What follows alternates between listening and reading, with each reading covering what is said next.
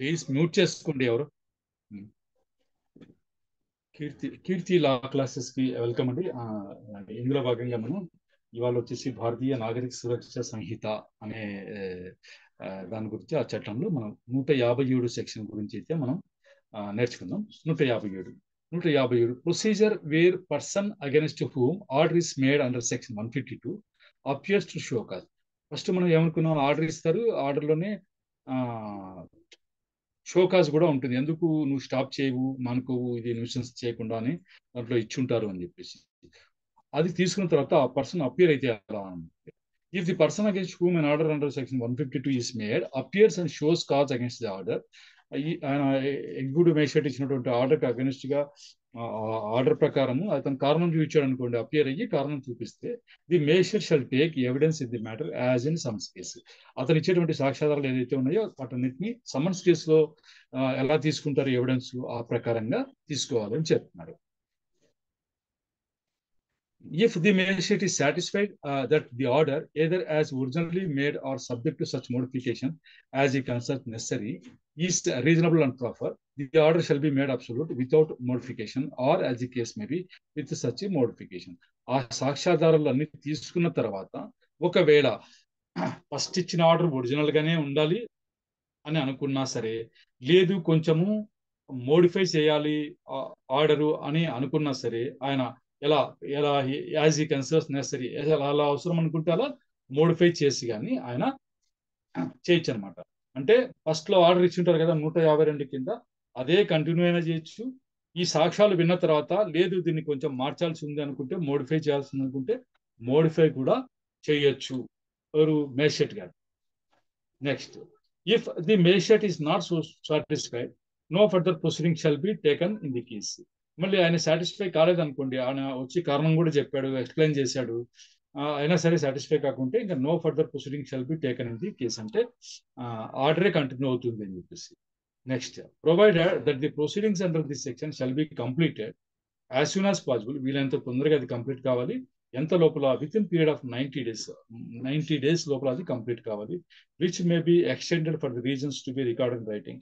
ఒకవేళ అది నీకు ఆ లోపల సాధ్యం కాలేదనుకోండి, రీజన్స్ రాసి, ఎందుకు ఎక్స్టెండ్ చేస్తున్నారు అని రీజన్స్ రాసి 120 డేస్ వరకు దాన్ని ఎక్స్టెండ్ చేయొచ్చు. అంటే మనకైతే 90 రోజులు, ఇంకొక నెల పాటు దాన్ని పెంచేటువంటి అవకాశం అయితే ఉంది. ఈ ప్రొసీడింగ్ మొత్తం మీద 120 రోజులకు మించకుండా ఉండాలన్నమాట. ఇది పబ్లిక్ న్యూసెన్స్ కి సంబంధించి. 158 power of magistrate to direct local investigation and examination of an expert. ఈ క్రమంలో the magistrate may for the purpose of enquiry under section 156 or 157, ఈ పర్పసెస్ కోసం మేజిస్ట్రేట్ ఏం చేయొచ్చు అంటే, direct a local investigation to be made by such person as is thinks fit. ఏ పర్సన్తో అయినా సరే లోకల్ ఇన్వెస్టిగేషన్ చేయించవచ్చు, డైరెక్షన్ ఇవ్వచ్చు, నువ్వు లోకల్ ఇన్వెస్టిగేషన్ చెయ్యి అని చెప్పేసి. లేదు, సమన్ అండ్ ఎగ్జామిన్ అండ్ ఎక్స్పర్ట్, ఒక ఎక్స్పర్ట్ ను సమన్ చేసి ఎగ్జామిన్ కూడా చేయొచ్చు అనమాట ఆ మేజిస్ట్రేట్ గారు అనుకుంటే, అవసరం అనుకుంటే.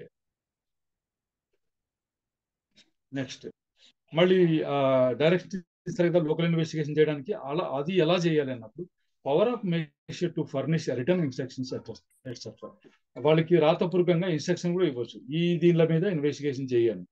Wear the magistrate directs local investigation by any person under section 158, the magistrate may furnish such person such written instructions as may seem necessary for his guidance. అతనికి గైడెన్స్ గా ఉండే దాని కోసం రాతపూర్వకంగా ఇన్స్ట్రక్షన్స్ కూడా ఇవ్వచ్చు. ఈ పాయింట్ మీద ఇలా ఇలా చెయ్యి ఇన్వెస్టిగేషన్ అని చెప్పి గైడెన్స్ ఇస్తూ ఇన్స్ట్రక్షన్స్ కూడా ఇవ్వచ్చు. Next, declare by whom the whole or any part of the necessary expenses of the local investigation shall be paid. మరి ఊరికనే ఉండదు కదా, ప్రతి దానికి ఖర్చులు అవుతాయి కదా, ఆ ఖర్చులు ఎవరు పే చేయాలి అన్న దాని గురించి కూడా డిక్లరేషన్ ఇవ్వచ్చు. మొత్తం అయినా సరే మొత్తం ఎవరు పే చేయాలి, లేదా ఈయన కొంచెం ఆయన కొంచెం, ఎంతెంత పే చేయాలి అన్నది, ఎవరెవరు పే చేయాలన్నది కూడా డిక్లరేషన్ మనకు ఇవ్వచ్చు మేజిస్ట్రేట్ గారు. Next, the report of such person may be red as evidence in the case. ఆ లోకల్ ఇన్వెస్టిగేషన్ చేసిన తర్వాత రిపోర్ట్ సబ్మిట్ చేస్తారు కదా ఆయన, ఆ the report of such person may be red as evidence in the case. ఆ కేసులో దాన్ని ఎవిడెన్స్ గా కూడా చదువుకోవచ్చు, తీసుకోవచ్చు అనమాట. Next, where the magistrate summons and examine an expert under section 158, the magistrate may direct by whom the cost of such summoning and examination shall be paid. ఇది కూడా ఖర్చులు ఎవరు పెట్టాలా అన్నది కూడా మేజిస్ట్రేట్ డైరెక్షన్ ఇవ్వచ్చు. ఎందుకంటే మనం పైన ఈ రెండు జరపాలని అనుకున్నాం కదా, సమన్ అండ్ ఎగ్జామిన్ ఎక్స్పర్ట్ అని ఇక్కడ చదువుకున్నాం లేదా? ఈ పని చేయడానికి కూడా ఆయనకు ఏదైనా ఖర్చులు అవుతే ఆ ఖర్చులు ఎవరు పే చేయాలన్న దాని గురించి కూడా ఆయన మేజిస్ట్రేట్ గారు ఇది చేయొచ్చు అన్నమాట, డైరెక్షన్ అయితే ఇవ్వచ్చు. 160 procedure on order being made absolute and consequences of disobedience. మళ్ళీ ఆర్డర్ అబ్సల్యూట్ అయిందంటే అర్థం ఫైనల్ అయిందని అర్థం. అంటే నువ్వు ఈ పబ్లిక్ న్యూసెన్స్ ను తీసేయాల్సిందే, స్టాప్ చేయాల్సిందే, ఆ బిల్డింగ్ ను పడగొట్టాల్సిందే, లేదా బిల్డింగ్ కి రిపేర్ చేయాల్సిందే, అవన్నీ ఉంటాయి కదా. ఏదైతే ఉందో ఈ జంతువును నువ్వు డిస్ట్రాయ్ చేయాల్సిందే, డేంజరస్ ఉంది, అవన్నీ ఇచ్చుంటాడు కదా. అట్లాంటి ఇచ్చింది ఆర్డర్ ఫైనల్ అయినప్పుడు ప్రొసీజర్ ఏముంది, లేదు అతను డిజోబే చేశాడు అనుకోండి అలా ఇచ్చిన ఆర్డర్స్ ని, నెక్స్ట్ ఏం స్టెప్ తీసుకోవాలన్న దాని గురించి మనకు 160 సెక్షన్ చెప్తుంది. When an order has been made absolute under section 155 or 157, the magistrate shall give notice of the same to the person against whom the order was made. ఆయనకి ఎవరికి against గా ఈ ఆర్డర్ అయితే ఇచ్చారో వాళ్ళకి మేజిస్ట్రేట్ గారు notice ఇస్తారు.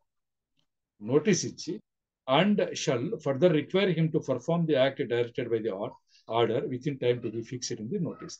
ఆ నోటీసులో ఏముంటుందంటే, నీకు ఇలా చెప్పినా సరే నువ్వు ఈ పని ఖచ్చితంగా చేయాలి ఇన్ని రోజుల లోపల అని చెప్పేసి నువ్వు ఏ యాక్ట్ పర్ఫామ్ చేయాలి అన్న దాని గురించి కూడా డైరెక్షన్ దాంట్లో నోటీసులు ఇవ్వచ్చు ఇస్తూ, మరియు ఇన్ఫార్మ్ హిమ్ దట్, మళ్ళీ అతనికి ఇన్ఫార్మ్ కూడా చేయాలి ఏమని, ఇన్ కేస్ ఆఫ్ డిసోబీడియన్స్, ఒకవేళ నువ్వు ఇందుకు తప్పితే అంటే దీన్ని నువ్వు పాటించకపోతే, దీన్ని ఒబే చేయకపోతే, he shall be liable to the penalty provided by section 223 of the భారతీయ న్యాయ సంహిత 2023. అందులో రాయాలన్నమాట, నువ్వు నేను చెప్పిన పని చేయాలా, ఒకవేళ చేయకపోతే నువ్వు will be liable to the penalty provided by section 223 of the BNS అని అందులో రాయాల, ఆ నోటీస్ లో రాయాలన్నమాట.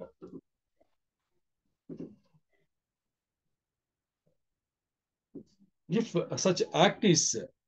such act is not performed within the time fixed, fix చేసిన టైం లోపల యాక్ట్ పర్ఫామ్ చేయలేదనుకోండి, ఆ నోటీసులో ఇచ్చినటువంటి యాక్ట్ అతను పర్ఫామ్ చేయకపోతే, the magistrate may cause it to be perform, మేజిస్ట్రేటే ఆ పని చేయొచ్చు అనమాట, చేయించవచ్చు. And may recover the cost of performing it, అందుకైన ఖర్చులు కూడా రికవర్ చేసుకోవచ్చు. ఎలా, either by the sale of any building, goods or other property removed by his order.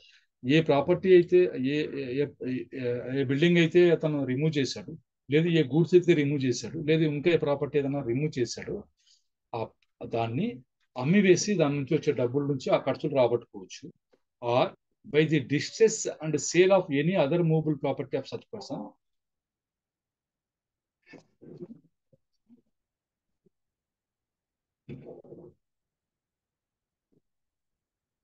such person within or without such a magistrate local jurisdiction. అది ఎవరి jurisdiction లో ఉన్నా, తన జ్యూరిస్డిక్షన్ లో ఉన్నా లేకున్నా, ఆ వ్యక్తికి సంబంధించిన మూవబుల్ ప్రాపర్టీని ఏదైనా సరే పట్టేసుకుని అది అమ్మేసేయచ్చు. And if such other property is without such jurisdiction, the order shall authorize its attachment to sale when endorsed by the magistrate within whose local jurisdiction the property to be attached is found. ఒకవేళ తన jurisdiction లేకుండా వేరే చోట ఉందనుకోండి, దానికి కూడా ఈయన endorse చేసేస్తే అక్కడ ఉన్నటువంటి మేజిస్ట్రేట్ దాన్ని అటాచ్మెంట్ చేసి అమ్మేసి ఆ డబ్బులు రాబట్టుకుంటారనమాట. అయిందా? ఇంత ప్రొసీజర్ ఉంటుందా? ఎవరైనా పబ్లిక్ న్యూసెన్స్ ఆపకపోతే ఇంత దూరం వరకు వెళ్ళేటువంటి అవకాశం ఉందా అని ఆశ్చర్యం వేస్తుందా? డెఫినెట్ గా సార్. మరి హెచ్చరిక ఏమని ఇచ్చారు? No suit shall lie in respect of anything done in good faith under this section. Good faith లో ఏదన్నా సరే చేశారనుకోండి, ఏ పనైనా చేసి ఉంటే దాని మీద మనం ఎటువంటి సూటు ఫైల్ చేయడానికి అయితే ఉండదు.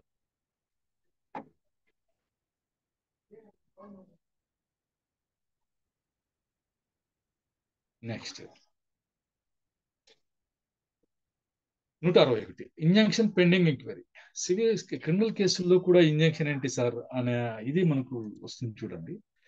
If a magistrate making an order under section 152 considers that immediate measures should be taken to prevent imminent danger or injury of a serious kind to the public కి సీరియస్ ఇంజరీ జరుగుతుంది, imminent danger ఉంది, దాన్ని prevent చేయాలి, immediate measures తీసుకోవాలి అని magistrate గారికి అనిపించినప్పుడు ఆయన ఏం చేయొచ్చు అంటే, he may issue such an injunction to the person against whom the order was made.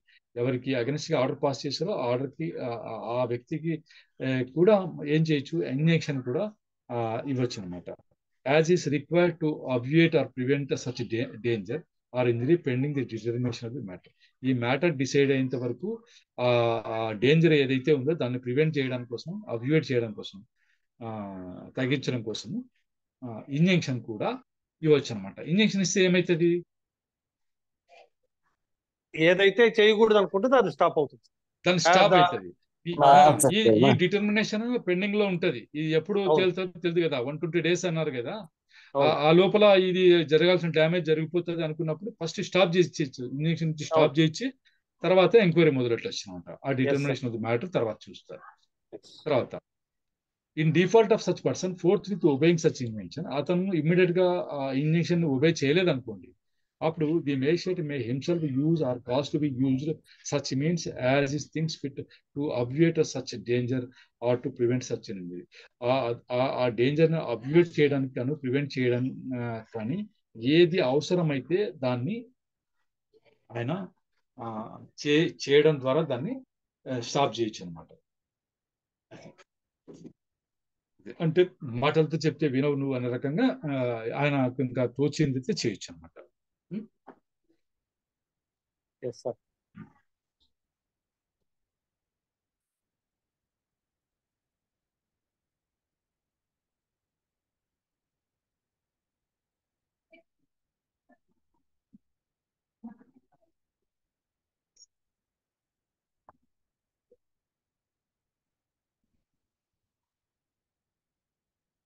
ఒక్క నిమిషం.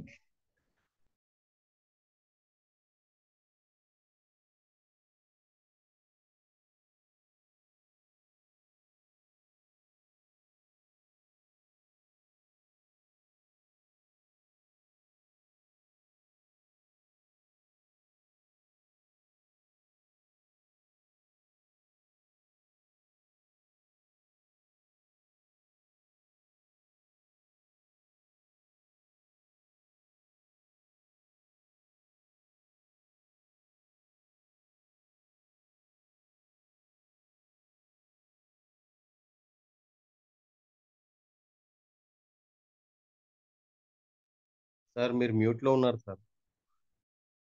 లేదు సార్, ఏదో వేరే దీంట్లో ఉన్నారు. స్క్రీన్ స్ట్రక్ అయింది, ఒక నిమిషం.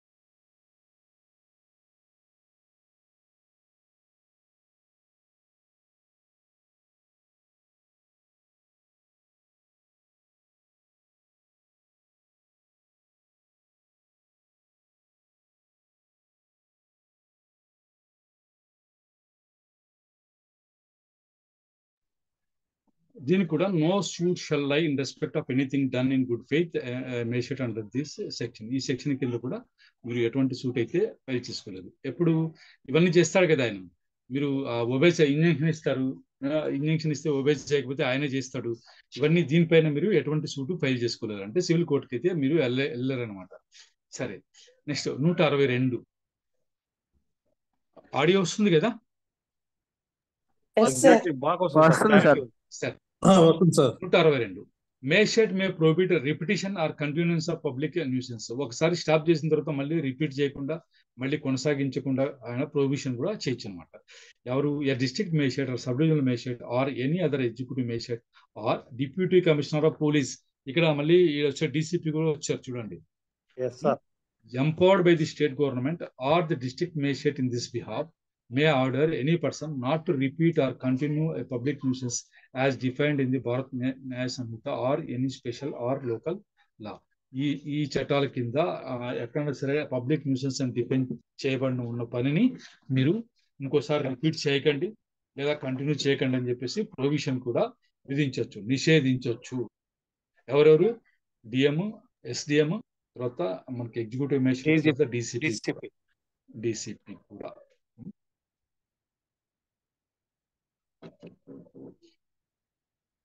163 మనకి urgent cases of nuisance or apprehended danger అని చెప్పేసి, ప్రమాదకరమైన పరిస్థితులు ఉన్నాయని అప్రహెన్షన్ ఉన్నప్పుడు ఎలా చేయాలన్నది.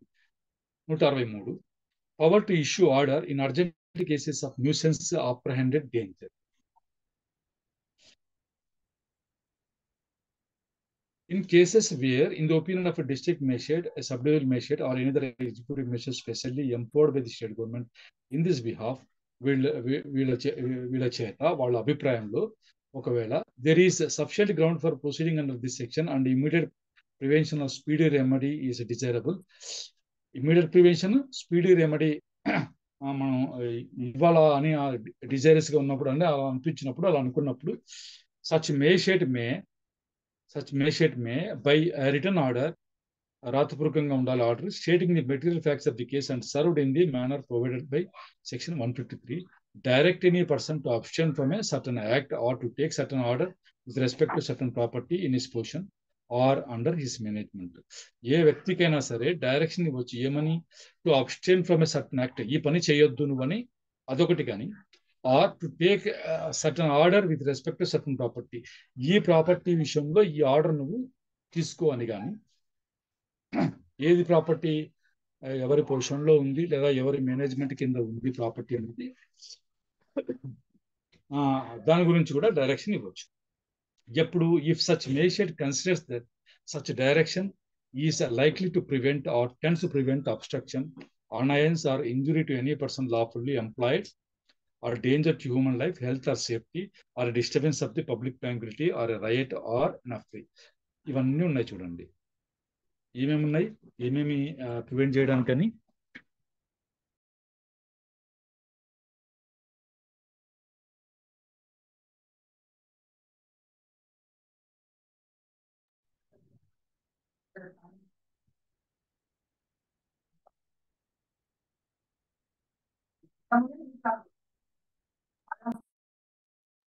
చదవండి.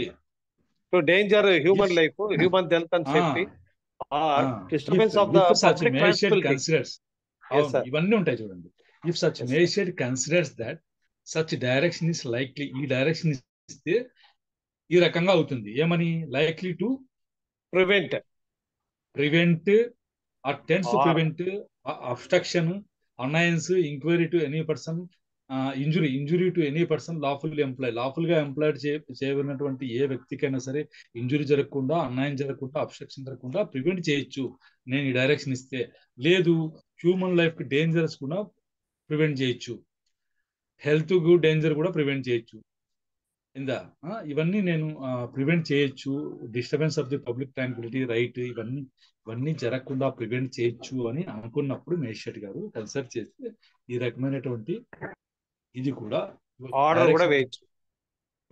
డైరెక్షన్ ఇస్తూ ఒక వ్యక్తికి, ఏ వ్యక్తికైనా సరే. An order under this section may, in cases of emergency or in cases where the circumstances do not admit of the serving in due time of a notice upon the person against whom the order is directed, be passed ex parte. ఒకవేళ మామూలుగా అయితే notice ఇవ్వాలని చెప్తున్నాం కదా, direction ఇచ్చి ఇక్కడ ఏం చెప్పాం? Direct any person abstain certain act అని చెప్పాం కదా. డైరెక్షన్ ఎలా ఇవ్వచ్చు అంటే ఇక్కడే చెప్పాం. మళ్ళీ served in the manner provided section 153 అన్నాం. సర్వ్ చేయాలి అంటున్నాం కదా. అలా సర్వ్ చేయడం కుదరని పరిస్థితుల్లో ఏం చేయొచ్చట? ఎక్స్పార్ట్ ఆర్డర్స్ కూడా ఇవ్వచ్చు అనమాట. అంటే ఆడికి డ్యూ టైం లోపల నోటీస్ సర్వ్ చేయలేని పరిస్థితి, సర్కమ్స్టాన్సెస్ ఉన్నప్పుడు ఎక్స్పార్ట్ ఆర్డర్ కూడా పాస్ చేయొచ్చు. అది next. an order under this section may be directed to a particular individual ఒక పర్టికులర్ ఇండివిజువల్కి డైరెక్ట్ చేయొచ్చు. ఆ to persons residing in particular place or area, ఒక ప్రదేశం కానీ ఒక ఏరియాలో కానీ ఉన్న వ్యక్తులందరికీ కామన్గా సరే ఒక డైరెక్షన్ ఇవ్వచ్చు.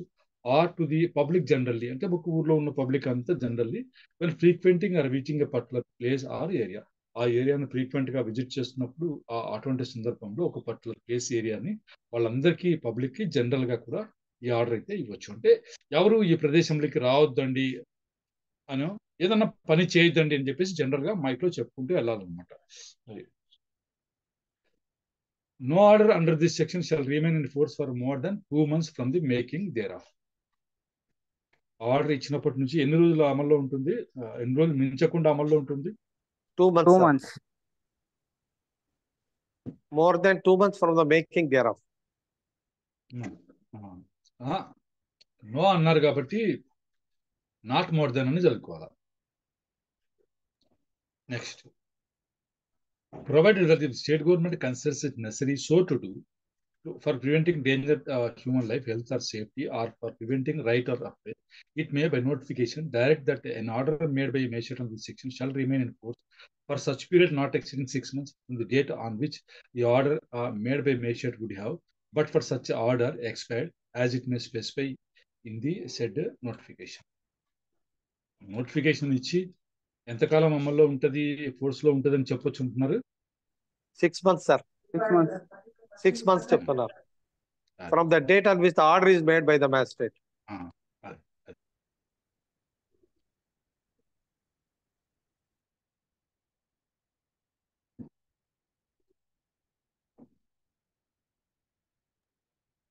Any magistrate may, either on his own motion or on the application of any person aggrieved, rescind or alter any order made under this section by himself or any magistrate subordinate to him or by his predecessor in office. Order అయితే ఇచ్చారు, expert order ఇచ్చారు అనుకోండి, అంటే నిజానిజాలు తెలుసుకోకుండా మనం చెప్పేది వినకుండా ఏదో ఇచ్చారు. ఇచ్చినప్పుడు పర్సన్ అగ్రీడ్ ఉంటారు కదా, అయ్యా మీరు పొరపాటుగా ఇచ్చారు, ఇది వాస్తవం కాదు ఇలా అని ఎవరన్నా అగ్రీడ్ పర్సన్ వెళ్ళి అప్లికేషన్ పెట్టుకున్నా సరే, లేదు మేజిస్ట్రేట్ గారు తనకు తానైనా సరే either on his own motion application పెట్టుకున్నా సరే, రిసెండ్ అంటే ఏంటి? క్యాన్సల్, రద్దు చేయడం, క్యాన్సిలేషన్ లేదా మార్చొచ్చు, ఆల్టర్ చేయొచ్చు. దేన్ని అంటే any order made under this section by himself or any magistrate subordinate, district magistrate కానీ ఎస్డిఎం కానీ executive magistrate, authorised executive magistrate, వీళ్ళు ఎవరైనా సరే వాళ్ళ తర్వాత వచ్చేటువంటి ప్రిడిసెసర్ ఇన్ ఆఫీస్ అయినా సరే దీన్ని క్యాన్సిల్ అయినా చేయొచ్చు లేదా చేయొచ్చు అనమాట.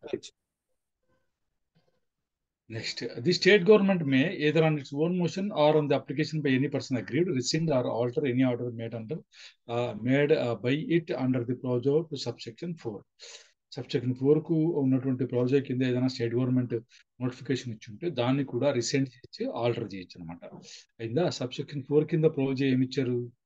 మామూలుగా అయితే 2 months అని అన్నారు కదా, 2 months అన్నారు, కానీ స్టేట్ గవర్నమెంట్ పవర్ ఏమి ఇచ్చారు? నోటిఫికేషన్ ఇవ్వడం ద్వారా దాన్ని 6 months వరకు పెంచొచ్చు అనుకున్నాం కదా, దాన్ని కూడా ఆల్టర్ చేయొచ్చు, రిజల్ట్ కూడా చేయొచ్చు, క్యాన్సిల్ కూడా చేయొచ్చు.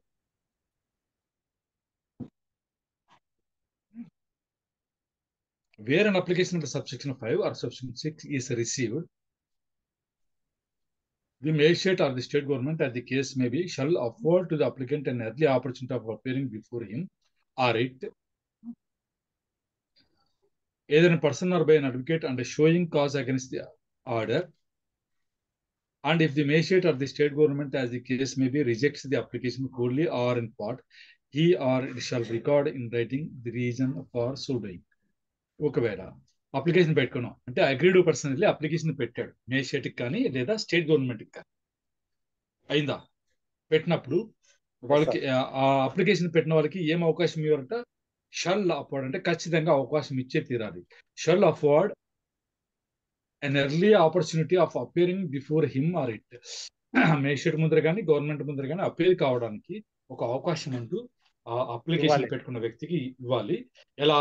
ఐదర్ ఇన్ పర్సన్, వ్యక్తిగతంగా కానీ, ఆర్ బై అన్ అడ్వకేట్ ద్వారా కానీ హాజరయ్యి, and showing cause against the order, ఏదైతే ఆర్డర్ పాస్ చేస్తే దానికి దానికి సంబంధించి షోకాజ్ Sufficient reason. మామూలుగా ఎక్స్ప్లెనేషన్ అడుగుతారు కదా, సంజయ్ శివమని అడుగుతారు కదా, అది చూపించే దానికోసం. అండ్ ఒకవేళ if the magistrate of the state government అది case may reject the application wholly or in part, ఒకవేళ ఆడు పెట్టినటువంటి అప్లికేషన్ అంతా కానీ లేదా ఎనీ పార్ట్ కానీ రిజెక్ట్ చేసింది అనుకోండి, హీ ఆర్ ఇట్, హీ అంటే మేజిస్ట్రేట్, ఇట్ అంటే government, state government, shall record in writing the reasons for so doing. అలా రిజెక్ట్ చేయడానికి ఉన్నటువంటి కారణాలు మటుకు రికార్డ్ అయితే చేయాలన్నమాట రైటింగ్ లో.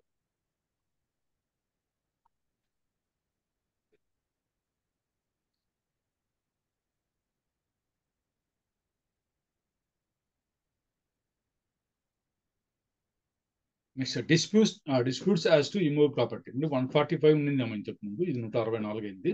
164 procedure where dispute concerning land or water is likely to cause peace of peace. మరి ల్యాండ్ కానీ వాటర్ కానీ సంబంధించి ఏదైనా సరే ఉన్నటువంటి డిస్ప్యూట్ ఏదైతే ఉందో, తగాదా వచ్చినప్పుడు అది it is likely to cause breeze of piece, శాంతికి భంగం కలిగిస్తుంది ఇది అని అనిపించింది అనుకోండి. సార్ వీడియోస్ ఆఫ్ చేసుకోండి please.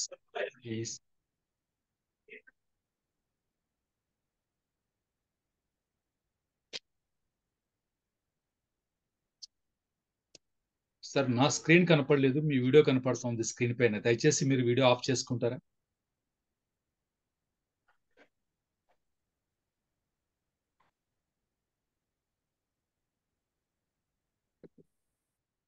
Whenever an executive magistrate is satisfied from a report of a police officer నుంచి రిపోర్ట్ రావడం ద్వారా కానీ, ఆర్ అపాన్ అదర్ ఇన్ఫర్మేషన్, వేరే రకంగా వచ్చినటువంటి సమాచారం ద్వారా కానీ అతను సాటిస్ఫై అయితే ఏమని, that a dispute likely to cause, ఒక తగాదా వచ్చేసి likely to cause breach of the peace, శాంతికి భంగం కలిగించే విధంగా ఉంది.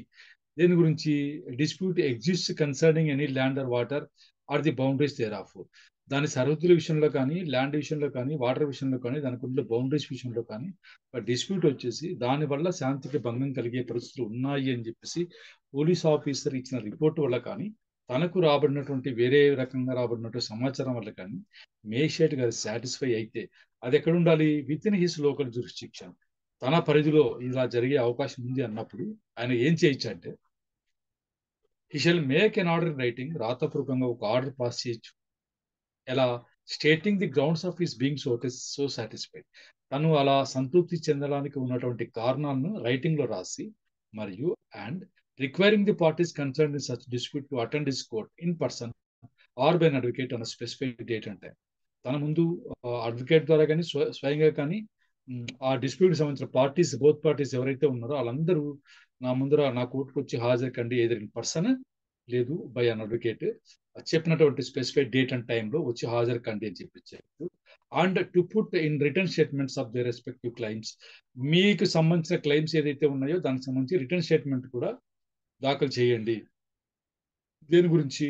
As respect the fact of actual position of the subject of dispute, ఆ సబ్జెక్ట్ ఆఫ్ డిస్ప్యూట్ ఏదైతే ఉందో ల్యాండ్ వాటర్ బౌండరీస్, దానికి సంబంధించి యాక్చువల్ పొజిషన్ లో ఎవరున్నారు అనే దీనిపైన ఆ రిటర్న్ స్టేట్మెంట్స్ ఎవరైతే క్లెయిమ్ చేస్తున్నారో నేను అంటున్నారో వాళ్ళ రెస్పెక్టివ్ రిటర్న్ స్టేట్మెంట్స్ కూడా పుటప్ చేయండి అని చెప్పేసి కూడా దాంట్లో ఆయన రైటింగ్ లో ఒక ఆర్డర్ అయితే ఇవ్వచ్చు అనమాట.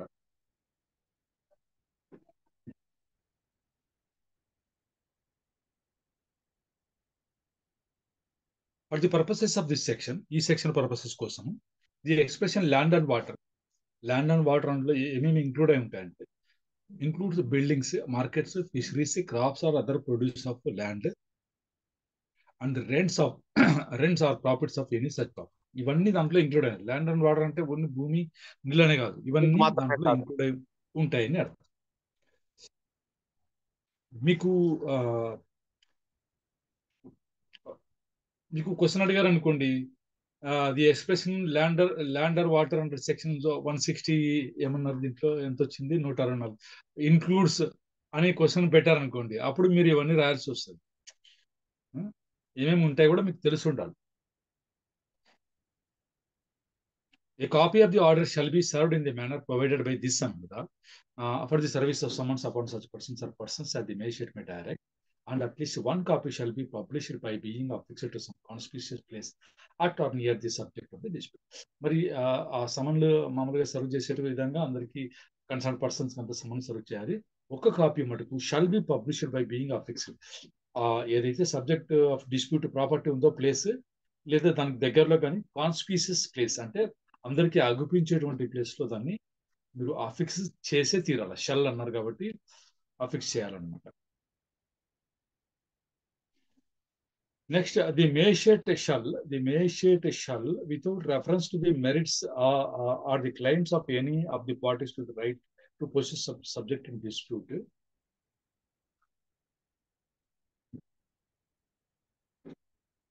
అందులో ఉన్న మెరిట్స్ ని పరిగణించకుండానే without reference to the merits or the claims of any of the parties to a right to possess subject dispute. Subject of dispute ఏదైతే ల్యాండ్ కానీ బిల్డింగ్ కానీ వాటర్ కానీ ఫిషరీస్ కానీ అవన్నీ అనుకున్నామా దానికి సంబంధించి ఆ పార్టీస్ నాదంటే నాదని అంటారు కదా, అవి దానికి ఎటువంటి రెఫరెన్స్ ఇవ్వకుండానే పెరివ్ ది స్టేట్మెంట్ సో పుటిన్ అంటే స్టేట్మెంట్ రిటర్న్ స్టేట్మెంట్ ఫైల్ చేయమని చెప్పా కదా, అవి పరిశీలించాలి. హియర్ ది పార్టీస్ చెప్పేది వినాలి. Receive all such evidence as may be produced by them, వాళ్ళు ప్రొడ్యూస్ చేసేటువంటి ఎవిడెన్స్ అంతా తీసుకోవాలి. మళ్ళీ to take such further evidence చెప్పని ఇంకా ఏమైనా కావాలంటే ఫర్దర్ ఎవిడెన్స్ కూడా తీసుకోవాలి అతను అవసరం అనుకుంటే. తీసుకున్న తర్వాత అండ్ ఇఫ్ పాసిబుల్ ఒకవేళ అలా సాధ్యమైతే decide whether any and which of the parties was at the date of the order made by him under subsection 1 in position of subject matter. ఏం డిసైడ్ చేయాలంటే ఇతను ఆర్డర్ పాస్ చేసినప్పటికీ ఆ date కి ఎవరు దాంట్లో పొజిషన్ లో ఉన్నారు అన్నది పాయింట్ అన్నది డిసైడ్ చేయాలి. అది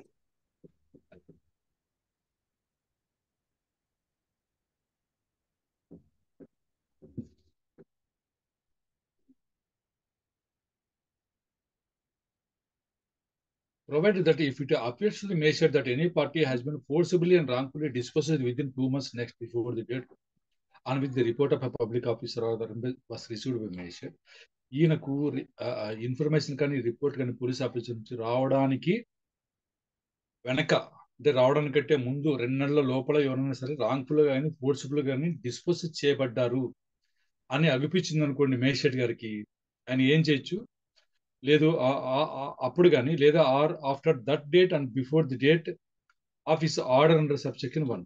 ఇన్ఫర్మేషన్ వచ్చిన డేట్ కి ఈయన ఆర్డర్ ఇవ్వడానికి ఇన్ఫర్మేషన్ రావడానికి అంటే ముందు ఆర్డర్ ఇచ్చిన తర్వాత ఉందా, and or after that date information వచ్చిన డేట్ తర్వాత and before the date of his order ఇవ్వడానికంటే ముందు డిస్పోజ్ చేశారు ఫోర్సిబుల్ గాను తర్వాత రాంగ్ఫుల్ గా అని మేజర్ గారు అనిపించింది అనుకోండి, ఆయన ఏం చేయొచ్చు అంటే he may treat the party so disposed, అలా డిస్పోజ్ చేయబడ్డ పార్టీని as if that party had in position on that date of his order and subsection 1. ఆయనే పొజిషన్ లో ఉన్నట్లు, ఈ ఆర్డర్ ఇచ్చిన డేట్ కి ఆయనే పొజిషన్ లో ఎవరైతే డిస్పోజెస్ కాబడ్డారో ఆయనే దీని పొజిషన్ లో ఉన్నట్లుగా ట్రీట్ చేయొచ్చు అనమాట. భావించుకోవచ్చు. Nothing in this section shall preclude any party so required to attend or any other person interested from showing that no such a dispute as aforesaid exists or has existed, and in such case the magistrate shall cancel his said order and all further proceedings thereon shall be stayed, but subject to such cancellation the order of the magistrate and subsection 1 shall be final. ఏమంటున్నారు, Nothing in this section shall preclude any party so required to attend or any other person interested from showing that no such dispute as aforesaid exists. ఎవరైనా సరే ఈయన order అయితే pass చేశాడు, పోలీసులు report ఇచ్చారు, అలాంటి జరుగుతుంది సార్ డిస్ప్యూట్ ఉందని చెప్పారు.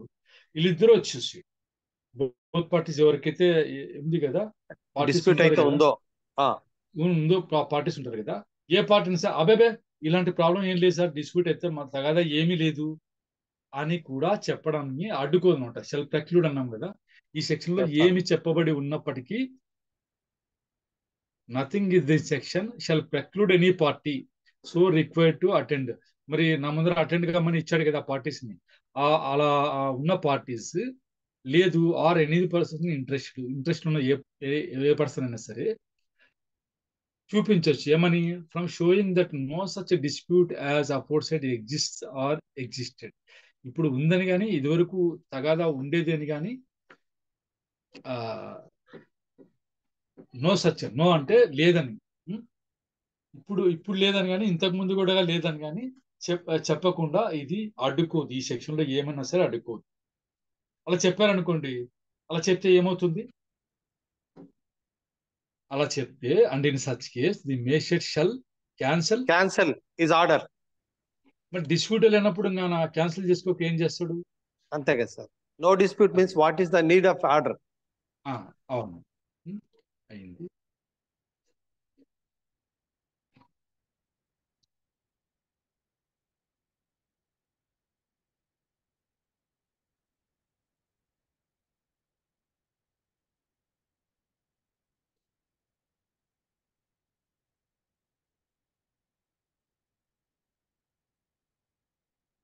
ఇది జూమ్ స్ట్రక్ అవుతోంది, ఒక్క నిమిషం.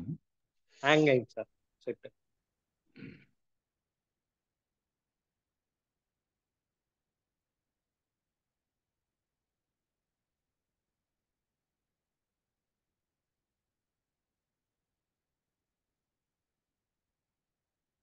And all further proceedings thereon shall be stayed. అవన్నీ స్టే చేయబడతాయి, ఫర్దర్ ప్రొసీడింగ్స్ ఏముండో స్టే చేయబడతాయి. But subject to such cancellation the order of the magistrate under subsection 1 shall be final. ఈ క్యాన్సిలేషన్ కు లోబడి magistrate, the order of the magistrate under subsection 1 shall be final. Subsection 1 కింద ఏమి ఇస్తారు first చూద్దాం.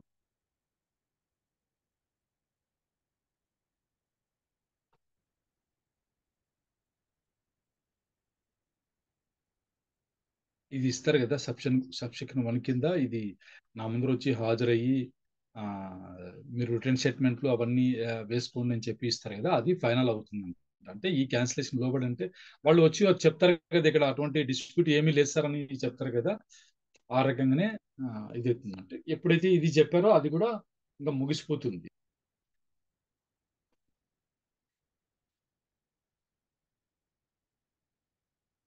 6 చూద్దాం ఏం రాశారు.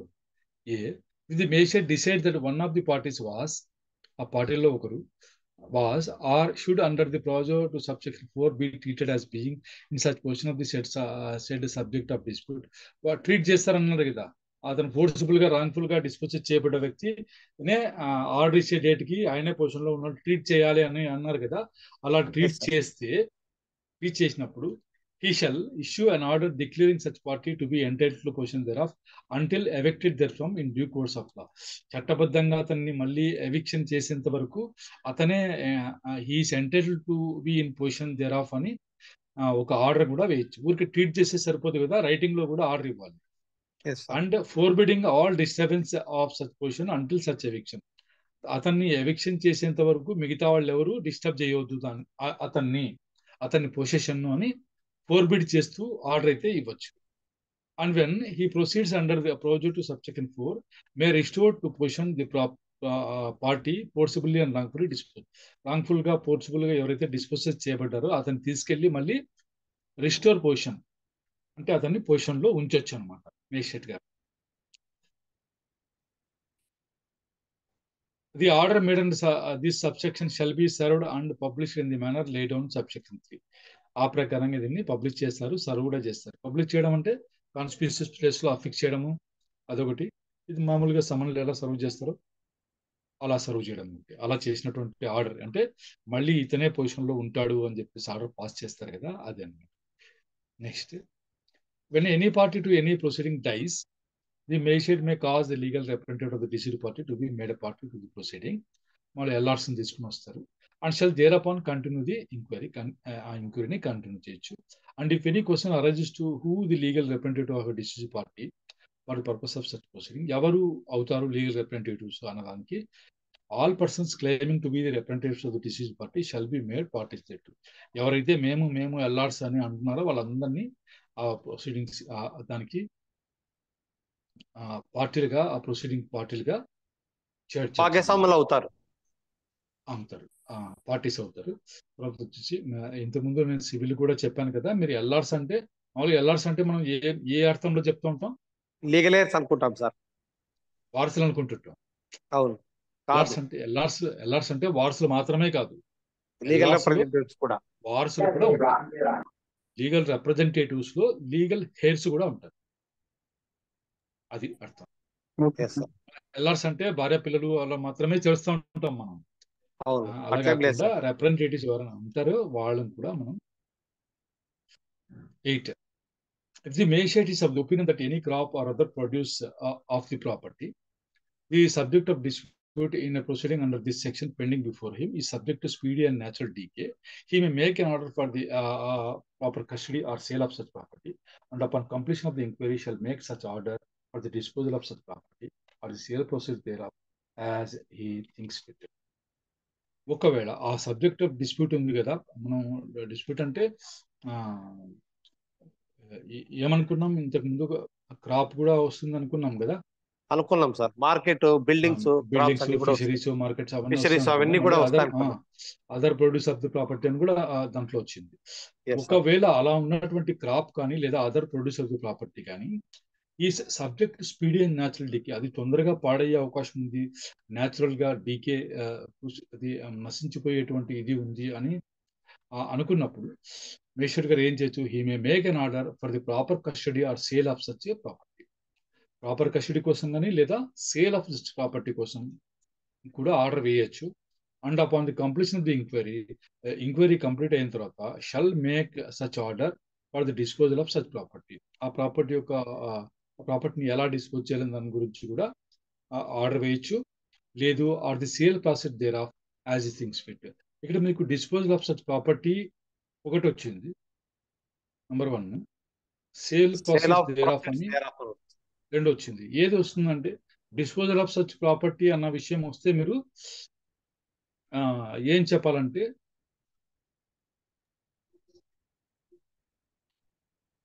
కస్టడీలో పెట్టుకోమని ఇచ్చినప్పుడు ఇంక్వైరీ పూర్తి అయిపోతేనే ఏం చేయాలా, డిస్పోజల్ ఆఫ్ సచ్ ప్రాపర్టీ. ఒకవేళ సేల్ జరిగింది అనుకోండి, అప్పుడు సేల్ జరిగితే ఏమొస్తాయి, డబ్బులు వస్తాయి. ఆ డబ్బులు ఎలా ఇచ్చేయాలి అన్న దాని గురించి అమ్మకం చేయాలన్నది ఆర్డర్ ఇస్తారు. ఇది ఇలానే మీరు అర్థం చేసుకుంటూ పోతే ఈజీగా ఉంటుంది అన్నమాట. The magistrate May if it things fit, అలా అనుకుంటే మేజిస్ట్రేట్ గారు ఏం చేయొచ్చు, at any stage of the proceeding under the section, ఈ సెక్షన్ కింద any stage of the proceedings, A stage అయినా సరే, on the application of either party, ఆ పార్టీ కానీ ఈ పార్టీ కానీ అప్లై చేసుకుంటే, issue A summons to any witness directing to attend are to produce any document are thing. అయ్యా పలానా వన్పిలు వాడు సాక్ష్యం చెప్తాడు, నాది కరెక్ట్ అని ఎవరైనా అడిగారు అనుకోండి, ఆ సాక్షికి సమన్లు కూడా ఇష్యూ చేయొచ్చు. దేనికోసం, డైరెక్టింగ్ టు అటెండ్, హాజరు కామని, లేదా or to produce any document, ఏదైనా వస్తువు కానీ డాక్యుమెంట్ కానీ ప్రొడ్యూస్ చేయడానికి సమన్స్ కూడా ఇవ్వచ్చు. అప్లై చేసుకుంటే వాళ్ళు పలానా వాళ్ళకి సమన్లు పంపించండి, పిలవండి సాక్షిగా అన్నప్పుడు ఈ రకంగా మేజిస్ట్రేట్ గారు చేయొచ్చు. Nothing in this section shall be deemed to be in derogation of powers of the magistrate to proceed under section 126. 126 section కింద ప్రొసీడ్ కావడానికి మేజిస్ట్రేట్ గారికి ఉన్న పవర్స్ ని ఈ సెక్షన్ లో ఏమి డెరోగేట్ చేయవు, తక్కువ చేయవు అని చెప్పేసి చెప్తున్నాను. 126 ఒకసారి నా కోసం చూస్తారా, దాంట్లో ఏముందో. 126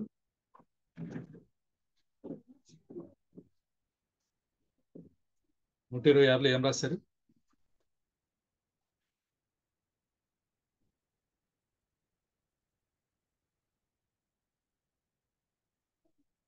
security for keeping peace in other cases. Bind over చేసేటువంటి ఇది ఉంది కదా, బాండ్ తీసుకున్నాం, అది ఆ పవర్స్ ఇవి ఉంటాయి అవి ఉంటాయి అని అర్థం. దీని కింద ప్రొసీడింగ్స్ ఇష్యూ చేసినంత మాత్రాన అక్కడ బాండ్ తీసుకునే అవకాశం లేదు అనడానికి లేదు, అది చేయొచ్చు ఇది చేయొచ్చు అని అర్థం. మనం 164 వరకు చదువుకున్నాం. 165 నుంచి మళ్ళీ క్లాస్ లో చూద్దాము.